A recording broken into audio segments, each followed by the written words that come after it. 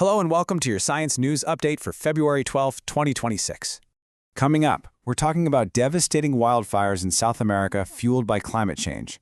A major pharmaceutical company hits an unexpected roadblock. And we'll dive into a fundamental breakthrough that could change the future of computing for good. All right, first up, let's head down to Chile. A series of truly ferocious wildfires have been tearing through the central and southern parts of the country, and it's so bad the government has had to declare a state of catastrophe. So you have to ask, what's going on here? Well, according to a rapid analysis by the World Weather Attribution Initiative, human-caused climate change made the conditions that led to these fires a staggering 3 times more likely than they would have been otherwise. And the toll? It's just devastating. We're talking at least 21 people who have died, over 50,000 have had to evacuate, and around 800 homes are just gone. On top of all that, more than 45,000 hectares of land have been completely scorched. And let's be really clear about this. This isn't just a case of bad luck or bad weather. The researchers are pointing the finger directly at our warming planet. It's a stark, direct link between climate change and these extreme, destructive events. Scientists are calling the conditions a lethal mix, and it's easy to see why. You've got record droughts and scorching heat. I mean, a town in nearby Argentina, El Bosón, recorded its highest January temperature ever, 38.4 degrees Celsius. Add to that highly flammable pine plantations and weaker rainfall, and it's a perfect storm. The really tragic part? It looks like all of these fires were started by people. And this isn't just an isolated thing. If you look at the other side of the globe, Europe is dealing with the aftermath of Storm Kristen, which just slammed Portugal with record-breaking winds. The causes are different, heat versus wind, but the outcomes are heartbreakingly similar: lives lost and billions in damages. It really shows a global pattern of extreme weather taking hold. Okay, let's shift gears now to biotechnology. There's some big news from vaccine maker Moderna, and it's a pretty significant and, unexpected roadblock for their new flu vaccine. So here's the story.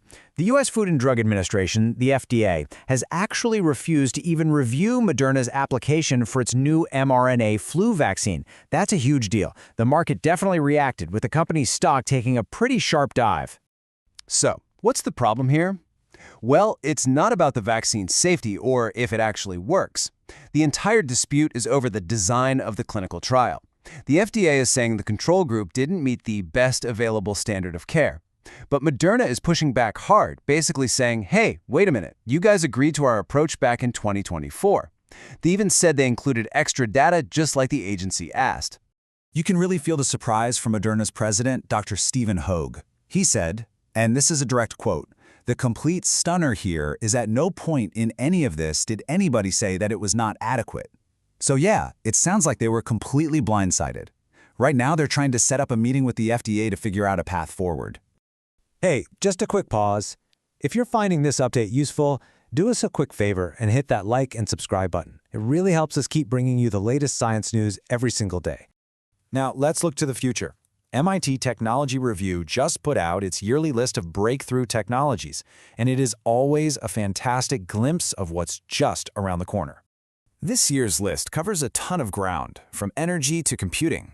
We're talking smaller, safer nuclear reactors, sodium-ion batteries that use salt to offer a cheaper alternative to lithium, AI agents that can actually write huge chunks of code for businesses, and of course, the steady rise of commercial space stations. And this kind of innovation isn't just theoretical stuff stuck in a lab.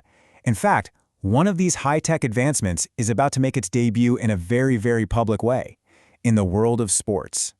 Get this. The Big 12 basketball conference is going to be the first in North America to use a full LED glass court in a real competition. Think of it like a giant screen right under the players' feet. It can display real-time stats like shot charts, run all these cool animations, and create totally new ways for sponsors to get involved. This is a huge deal for a technology that's already being used by some top clubs over in Europe. And finally today, let's get into the mind-bending world of quantum computing. Researchers have solved a puzzle that's been around for a long time, and it could seriously accelerate the development of truly powerful quantum machines. Okay, at the heart of this is something called a Majorana qubit. Unlike a normal qubit, it stores information across 2 linked locations. This makes it incredibly stable and resistant to errors. But here's the catch.